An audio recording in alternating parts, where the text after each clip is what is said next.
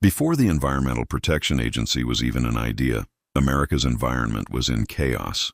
Rivers caught fire, cities were covered in smog, and toxic waste was dumped anywhere people pleased. But how did we get here? Long before the EPA was created in 1970, the United States went through more than a century of struggle, debate, and reform.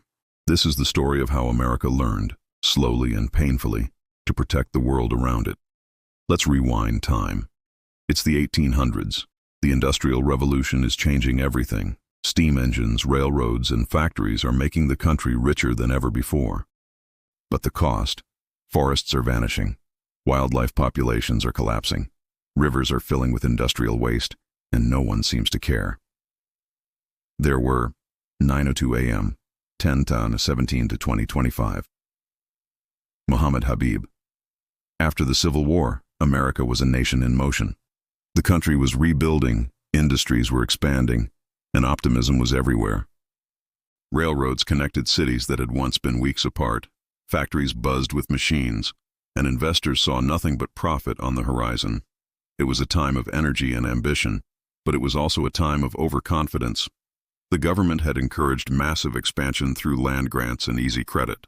Banks and investors poured money into railroad companies, believing the demand for rail transport would never end. J. Cook and Company, one of the most respected banks of the era, became the face of this boom. Cook's bank financed the construction of the Northern Pacific Railroad, a project so massive that people called it the backbone of American progress. But behind the scenes, it was built on borrowed money, risky loans, and unrealistic optimism. By 1873, the market had begun to crack. Railroads had expanded too fast. Land prices were inflated. Investors were overextended. And when J. Cook's bank could no longer pay its debts, it collapsed, taking Wall Street down with it. On September 18, 1873, panic spread through the financial world like wildfire. Banks failed one after another. The New York Stock Exchange shut down for 10 days. Businesses closed their doors. Farmers went bankrupt. Workers lost their jobs. It was the first major financial crash in post-Civil War America, and it marked the beginning of what historians call the Long Depression, a painful economic downturn that lasted for years. Across the nation, unemployment soared, wages dropped, and protests filled the streets. Strikes erupted in major cities as workers demanded fair pay and job security. The optimism of the industrial age suddenly turned into despair.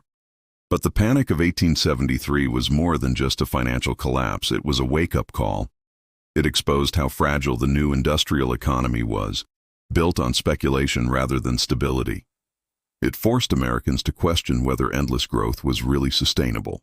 The collapse destroyed many small businesses and banks, but it also cleared the way for a new kind of capitalism, bigger, more centralized, and more corporate. Out of the ashes, powerful new players emerged. Andrew Carnegie expanded his steel empire. John D. Rockefeller tightened his control over oil. And J.P. Morgan learned how to stabilize markets through organized finance. These men, once small-time entrepreneurs, became industrial giants because they survived where others failed. The crisis had wiped out competition, allowing the strongest to dominate. The government's response was limited. At the time, the United States was still tied to the gold standard, meaning money supply couldn't easily expand to ease the crisis. President Ulysses S. Grant refused to print more paper money, believing that hard currency was the only path to stability. This decision deepened the depression in the short term, but it also established a sense of long-term fiscal discipline that shaped American policy for decades. The effects of the panic stretched beyond America's borders. European markets also fell, especially in Germany and Britain, as investors pulled money out of U.S. projects. It became one of the first truly global financial crises, showing how interconnected economies were becoming in the modern world. By the late 1870s, recovery slowly began. The railroad industry consolidated, the banking system stabilized, and new technologies began to fuel a second wave of industrial growth. The lesson of the panic was harsh but clear. Economic growth required regulation, balance, and smarter financial systems. America had learned painfully that unchecked expansion could destroy as quickly as it could build. In the end, the Panic of 1873 reshaped the nation's destiny.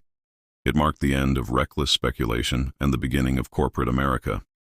The men and industries that survived went on to define the Gilded Age, transforming the United States into the world's leading industrial power.